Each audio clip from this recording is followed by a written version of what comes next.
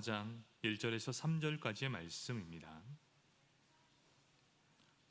에베소서 4장 1절에서 3절까지의 말씀을 교독해서 읽도록 하겠습니다. 그러므로 주 안에서 갇힌 내가 너희를 권하노니 너희가 부르심을 받은 일에 합당하게 행하여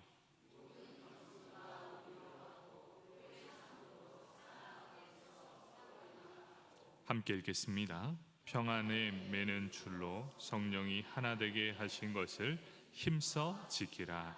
아멘. 19역 나오셔서 구역 독송 드리겠습니다.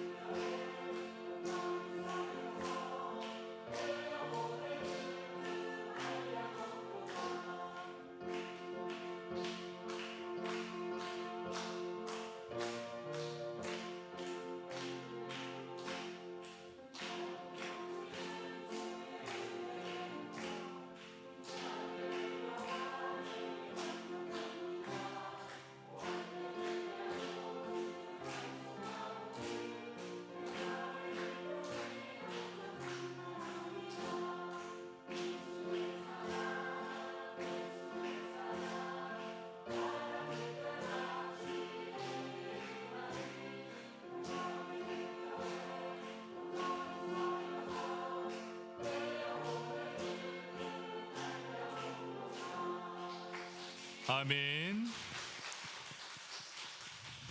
우리 19역 하나님께서 기뻐 받으시는 구역 될 수 있도록 앞으로도 힘을 다해 교회를 위해 또 모든 성도님들에게 힘을 주는 우리 19역 되도록 우리 함께 박수로 격려하겠습니다. 감사합니다. 우리 함께 에베소서 4장 1절에서 3절까지의 말씀 함께 읽었습니다.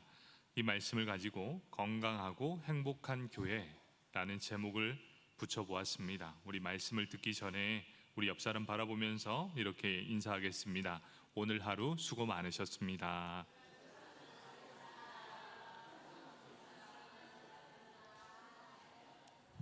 수고 많으셨습니다. 자, 우리가 에베소서를 계속해서 저녁 예배 때 보고 있습니다. 이 에베소서 우리가 1장부터 3장까지는 진리, 구원을 얻는 진리에 대한 말씀을 배웠습니다. 결국 진리, 교리에 대한 부분을 배웠다면 이제 4장부터 6장까지는 구원을 받는 사람에 대한 생활을 말씀해 주고 있습니다. 결국 어떤 내용입니까? 실천적인 삶을 살아라 라는 교훈을 말씀해 주고 있습니다. 에베소서에서 강조하고 있는 것이 바로 이것입니다. 말씀과 진리를 너희가 들었다면 그 말씀대로 사는 것, 이것은 뗄래야 뗄 수 없는 관계에 있다는 것을 말씀해 주고 있습니다. 아는 만큼 그것을 지켜야 한다면 말씀을 더 많이 안 사람들에게 그것에 대한 책임은 더 크다는 것을 의미하고 있습니다. 그렇기에 말씀을 더 많이 읽고 또 말씀을 더 가까이 하는 사람에게 하나님은 더 많은 책임을 부여한다는 것을 의미하고 있습니다. 그렇다면 어떤 의미입니까? 말씀을 많이 읽는 것이 중요한 것이 아니라 과연 그대로 너는 살아가고 있는가? 바로 이것을 강조하는 게 에베소서가 말씀해 주는 것입니다. 우리에게 참 많은 도전을 줍니다. 성경을 아는 만큼 너는 그렇게 살아왔는가? 네 인생은 정말 하나님 앞에 부르심에 합당한 삶을 살고 있는가? 참 도전을 주는 말씀입니다. 바로 에베소 교인들을 향해서 너희가 하나님의 말씀을 듣고 부르심을 입었다면 그 부르심에 합당한 삶을 살아야 함을 권면하고 있는 말씀입니다. 어떻습니까? 에베소서가 무섭지 않습니까? 이 에베소서가 우리를 통해 그렇게 살아라 라는 것을 말씀해 주고 있다는 것이지요. 말씀을 더욱더 알면 알수록 두려워지는 것이 바로 우리의 신앙생활입니다. 말씀과 내가 부딪힐 때는 말씀을 깨트리려고 하지 마시고 말씀에 부딪히는 내 자신을 깨트리게 된다면 하나님께서 기뻐하는 삶을 살 수 있을 것입니다. 에베소서 4장 1절은 이렇게 말씀합니다. 그러므로 주 안에서 갇힌 내가 너희를 권하노니 너희가 부르심에 받는 일에 합당하게 행하여, 이렇게 말씀하고 있습니다. 여기에서 부르심에 합당하게 행한다, 이 말씀은 무엇입니까? 결론에 해당하는 말씀입니다.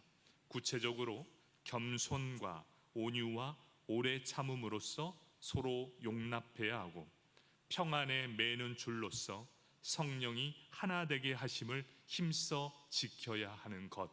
결국 우리가 찬양을 부렸던 것처럼 교회가 바로 이런 곳입니다. 성령이 하나 되게 하신 것을 우리가 힘써 지켜야 하는 것, 그것이 바로 말씀을 많이 읽는 사람의 몫이고 이 교회에 오랫동안 함께했던 사람들의 몫이 된다는 것입니다. 용납하고 용서하고 오래 참고 겸손하며 온유함으로 이 모든 교회를 지켜낸 공동체, 바로 그 믿음에 먼저 된 자들이 힘써 지켜야 함을 보여주고 있다는 것입니다. 하나님께서 우리에 대한 부르심은 구원이라고 합니다. 우리는 이 부르심에 따라 구원을 받았습니다. 우리로 하여금 합당하게 행하는 것은 생활이라고 합니다. 구원받는 성도는 마땅히 진리와 생활이 조화를 이루는 삶을 살아야만 하는 것, 이것이 바로 에베소서가 보여주는 말씀입니다.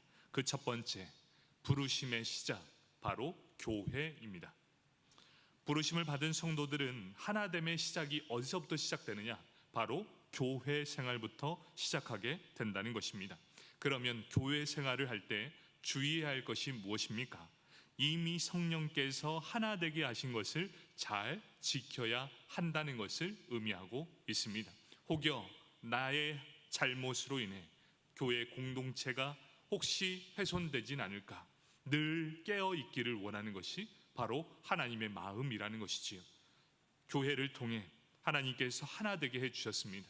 혹여 나의 행동과 나의 말 때문에 교회가 더 손상되진 않을까 힘써 지키는 것, 그것이 이 성도가 지켜야 할 마땅한 임무라는 것입니다. 우리가 부르심의 시작이 교회에서부터 시작되었기 때문입니다. 이를 위해서 4가지의 덕목을 허락해 주셨습니다. 교회의 하나 되는 것을 지키기 위해 그 지켜야 될 덕목이 바로 에베소서 4장 2절 말씀입니다. 이 말씀은 우리 한번 같이 읽어볼까요? 에베소서 4장 2절 말씀 우리 함께 합독해서 읽도록 하겠습니다. 모든 겸손과 온유로 하고 서로 용납하고. 아멘. 교회의 하나됨을 위해서 지켜야 될 덕목들입니다. 어찌 보면 그냥 넘어갈 수 있는 말씀이지만 이것이 곧 교회의 하나됨을 지키는 것, 그리고 하나님을 하나님 되게 하시고 성령 하나님이 우리와 함께 하심을 믿는 것이고 교회를 통해 세상에 영광을 드러내는 가장 귀한 역할이라는 것입니다. 그것이 무엇입니까? 겸손과 온유와 오래 참음과 사랑 가운데 용납함입니다. 가장 먼저 등장하는 것이 겸손입니다. 겸손. 바울은 부르심을 입은, 그리고 부르심에 합당하기 위해 필요한 덕목들 가운데 가장 먼저 말씀한 것이 겸손이었습니다. 콘스탄틴노플의 대주교, 황금의 입으로 알려진 크리소스톰이라는 이 대주교가 있습니다. 그는 이렇게 말하고 있습니다. 권세를 사랑하는 것만큼 교회를 분열시키는 것은 아무것도 없다라고 말하고 있습니다. 우리는 이 말 속에서 바울이 왜 부르심을 입는 사람들 가운데 부르심에 합당한 생활을 하는 것, 그 제1의 덕목을 겸손으로 언급하고 있는지 그 이유를 우리가 알 수 있다는 것입니다. 사랑하는 성도 여러분, 바울의 관심이 지금 어디에 있는지를 보셔야 합니다. 바울의 관심은 교회가 교회되게였습니다. 바울의 관심은 지금 교회에 있다는 것입니다. 예수님께서 십자가의 죽으심으로 하나님과 사람 사이, 그리고 사람과 사람 사이의 원수된 것을 멸하시고 자기 안에서 전혀 새로운 몸으로 지으신 것, 그것이 바로 교회라는 사실입니다. 그런데 이렇게 핏값으로 주신 교회가 왜 이렇게 분열이 일어나고 다툼이 일어나고 있는가? 우리는 그 이유를 분명하게 알아야 합니다. 그 이유는 분명합니다. 모두가 자기가 높아지려고 하는 욕망 때문입니다. 내가 낸데 나한테 그런 말 하면 안 됩니다. 왜냐? 나는 그런 취급 받을 만한 사람이 아니니까요. 하나님은 우리에게 정말 그런 마음으로 교회를 허락해 주셨을까요? 예수님께서 3년 동안 목회를 하셨습니다. 그리고 세우신 공동체가 있었습니다. 3년 동안 공생애를 하시면서 그 구성원들은 12제자들이었습니다. 12제자와 예수님께서 한 교회를 이루셨던 것이지요. 예수님께서 직접 가르쳐 주셨고 그 가르침을 직접 받았던 이들이 제자들이었습니다. 얼마나 성숙한 믿음의 사람들이었을까요? 어떤 의미에서 본다면 이제까지 세상에 존재하는 공동체 중에서 가장 위대하고 아름다운 공동체가 바로 예수님과 12제자였을 것입니다. 얼마나 대단하십니까? 살아계신 하나님의 아들과 12제자들이 함께 모여 말씀을 듣고 그 삶을 3년 동안 나누었다면 얼마나 행복했을까요? 그리고 얼마나 건강하게 되었을까요? 그런데 그 3년 동안 그들이 그 곁에서 보았던 그 마지막 순간, 예수님께서 공생애의 말미에 보여주신 그 공동체의 모습은 어떻게 되었을까요? 예수님은 이제 십자가의 죽으심을 통해 모든 구역 사역, 이 구원의 사역을 완성하기 위해서 예루살렘으로 이제 올라가는 가장 귀한 결정적인 시기가 있었습니다. 그리고 이 땀방울이 핏방울처럼 나올 것처럼 마지막 기도를 하며 자신이 가야 될 그 골고다 십자가의 길을 결정하게 되었습니다. 그리고 그 길을 나서게 됩니다. 이제 뚜벅뚜벅 예루살렘을 향해 올라가는 바로 그 결정적인 상황입니다. 그때 어떠한 일이 일어났습니까? 제자들 사이에 큰 분열과 다툼이 일어나게 됩니다. 그 이유가 무엇입니까? 누가 더 높은 자리를 차지하는가? 왜 그때 그랬냐? 예루살렘에 올라간다는 것은 예수님이 왕으로 오실 것이라는 사실을 우리는 압니다. 그러니 나는 예수님이 왕이시니 나는 어디에 앉으면 좋겠습니까? 가장 힘 있는 오른쪽에 앉습니까? 아니면 저는 왼쪽에 앉습니까? 거기에 어떤 일이 있습니까? 자신들의 어머니까지 로비를 하는 상황이 발생하게 되었다는 것입니다. 가장 아름답고 가장 거룩한 공동체가 보여줘야 할 이 교회의 모습이 누가 더 높은 자리에 앉아야 되는가, 이것을 보고 큰 다툼이 일어나게 되었다는 것이죠. 사랑하는 성도 여러분, 교회의 일원이 된다는 것, 그 첫 번째는 겸손의 관문을 통과해야 한다는 것입니다. 여러분이 겸손해지면 겸손해질수록 주변 사람들이 더 알아봐 줍니다. 그리고 주변 사람들이 높여줄 뿐만 아니라 하나님께서 여러분을 높여 주실 것입니다. 하나님이 기억하시고 옆에 계신 모든 사람들도 다 알고 있습니다. 그가 어떤 마음으로 어떠한 자세로 나아가고 있는지 말하지 않아도 다 알고 있습니다. 여러분 다 아시지요? 여러분도 알고 저도 압니다. 하나님도 아십니다. 그래서 어거스틴은 성도된 덕목에 관해서 첫째도 겸손이요, 둘째도 겸손이요, 셋째도 겸손이다 라고 말씀하고 있습니다. 예수님께서 이 땅에 종의 모습으로 오셨습니다. 그리고 섬김의 모범을 보여주셨습니다. 우리도 마땅히 그 본이 되어야 한다는 것이지요. 이제 우리가 예수님을 닮아가길 원합니다. 예수님은 어떠한 분이셨습니까? 친히 발을 닦아주시는 그 겸손의 왕이셨습니다. 그 겸손의 모습을 잃지 않는 저와 여러분이 되길 축복합니다. 아멘. 그리고 나서 오래 참음을 말씀해 주고 있습니다. 이 오래 참음은 무엇입니까?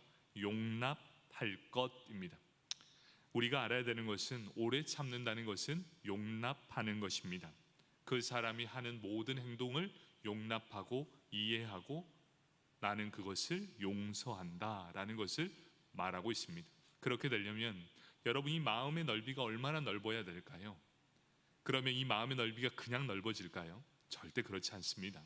이 좁고 좁은 이 내 마음을 밴댕이 소갈딱지처럼 좁은 이 마음을 하나님께서 넓히시려면 어떻게 하실까요? 내 마음을 찢어야 합니다. 여러분 그냥 만들어지지 않죠. 어떤 사람이 어떤 일을 당할 때 결코 놀라지 않는 이유는 뭔지 아십니까? 그것보다 더 큰 일을 많이 경험해 봤기 때문입니다. 그렇기에 넉넉히 이길 수 있다는 것이지요. 여러분 어떤 사람이 넉넉해질 수 있는지 우리 아시죠? 수많은 경험을 통해 그 사람의 마음이 넓어졌기에 그 모든 것을 용납하고 이해한다는 것입니다. 바로 그것이겠죠. 우리 예수를 믿는 사람은 용납함으로 마음의 넓이가 넓어지길 축복합니다. 그래서 어떠한 말을 당하더라도 용납할 수 있는 넉넉한 마음이 있으면 절대로 싸움이 나지 않습니다. 언제 싸움이 나는 줄 아십니까? 혹시 자녀들과 싸우시는 분들이 있지요? 왜 그럴까요? 똑같아서입니다. 부모와 자식은 싸우지 않습니다. 왠지 아십니까? 자녀를 용납하고 이해해 주기 때문이지요. 언제 싸운다고요? 똑같아지니까 싸우는 것입니다. 싸움은 부딪혀야 납니다.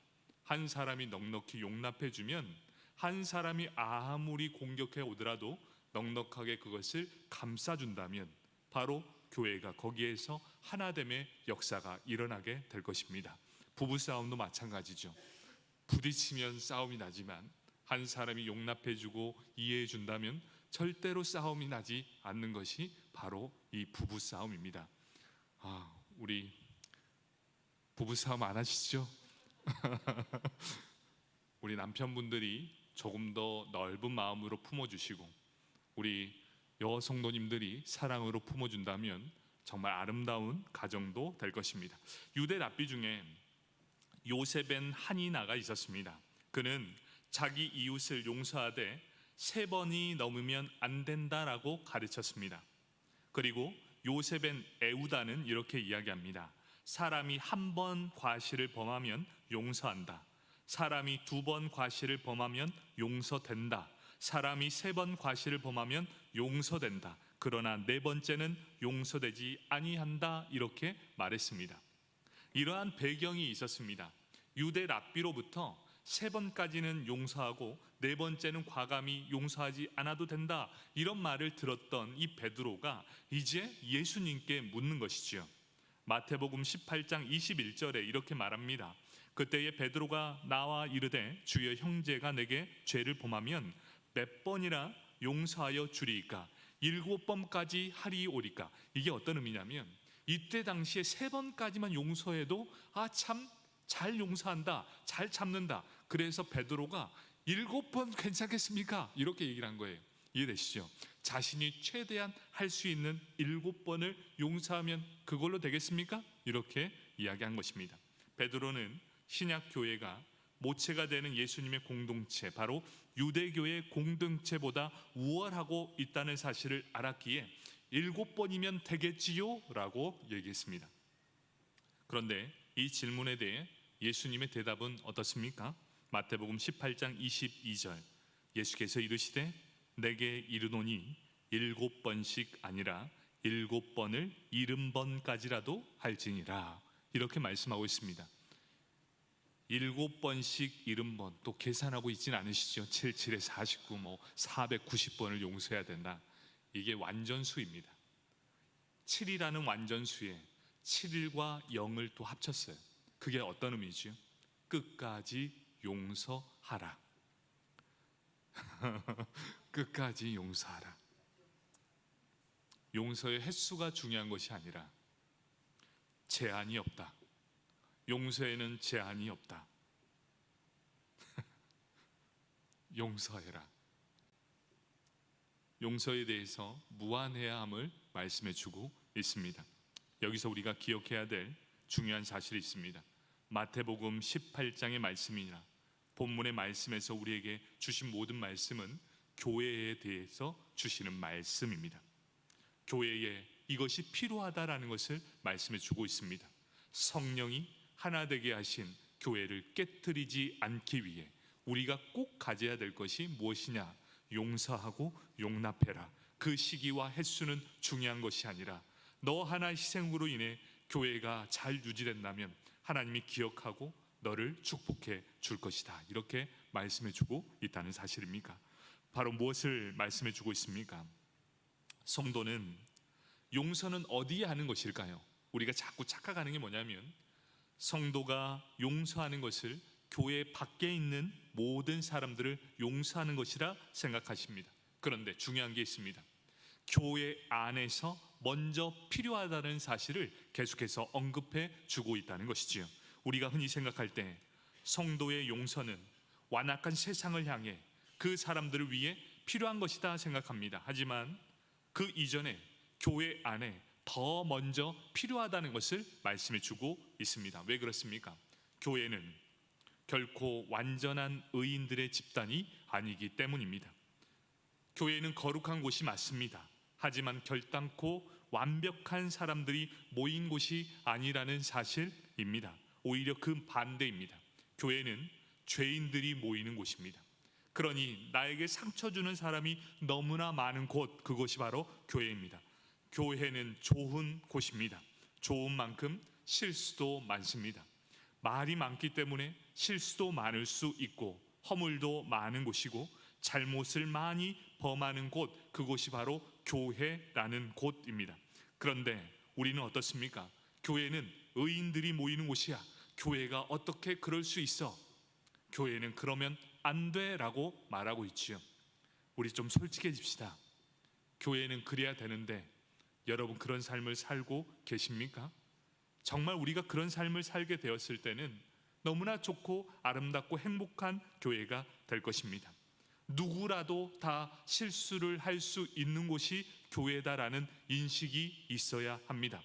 내가 어딜 가든 상처받을 수 있다. 교회도 다름이 없다. 왜냐?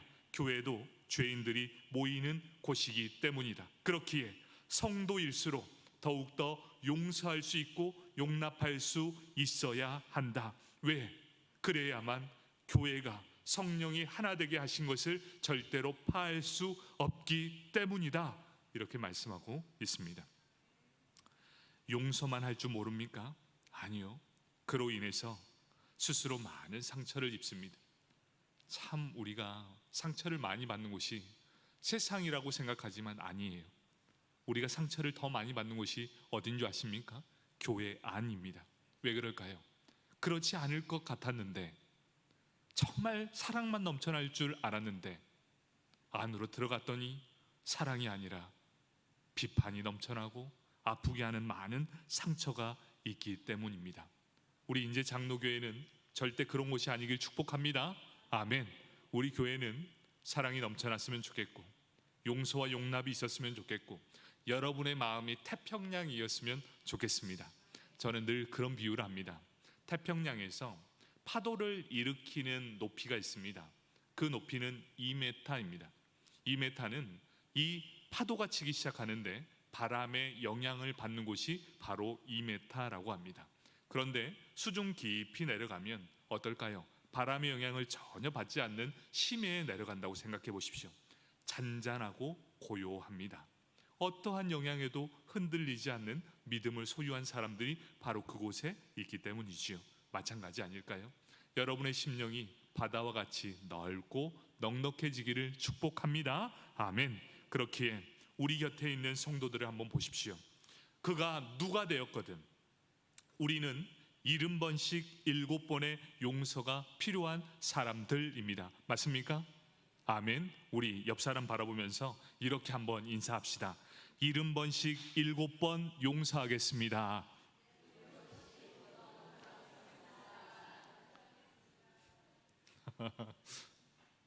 여러분 정말 이런 용서가 필요합니다. 70번씩 7번 용서가 필요한 사람이 바로 나이고 우리가 그런 존재들이 되어야 한다는 것이지요. 그런데 여기에서 용서만 이야기하는 것이 아니라 그 가운데 무엇을 플러스했느냐? 사랑 가운데서 이게 플러스 됐습니다. 나 용서했어 이렇게 말하는 것이 아니라 아무리 70번씩 7번 용서하더라도 거기에 플러스 뭐가 있다고요? 사랑 가운데. 여러분 사랑이 있어야 돼요. 사랑이 있으면 용납할 수 있다는 것이지요. 사랑 가운데 거해야 오래 참고 용납할 수 있게 됩니다. 억지로 마지못해 참는 법이 아니라 참아도 넉넉히 참을 수 있고 괘씸하게 여기는 것이 아니라 불쌍히 여기는 마음이 있게 됩니다. 우리 아시죠? 그 사람이 어느 순간 불쌍히 여겨지고 긍휼히 여겨질 때가 있습니다. 참 못됐거든요.